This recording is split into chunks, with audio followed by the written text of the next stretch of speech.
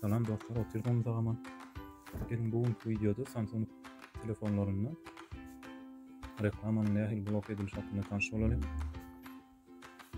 Bu funksiya Samsung telefonların öz içinde var.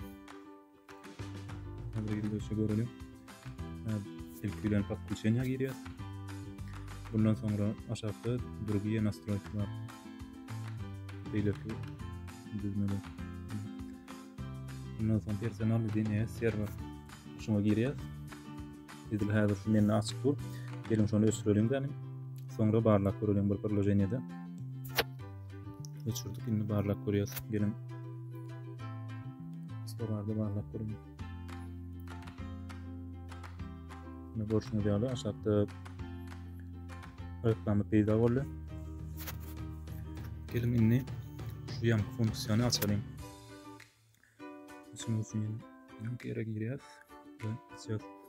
Bunu şu aşağıda görüyen saydığımızda doğru yazmalı olayanız şunu bir diyeniz. Eğer sizinki de yok olsa şunu doğru bir diyeniz ve saklanı dediğiniz. Şimdi gelin sayalım.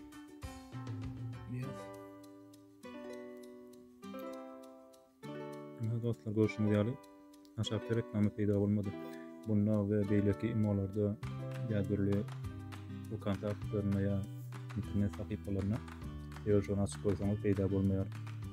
Eğer ki bu telefonlarda yok olsa onu Play Market'ten görüp ayrıca projeyi skasayıp olacağım, yüklemeli olacağım. Ben için sağ olun.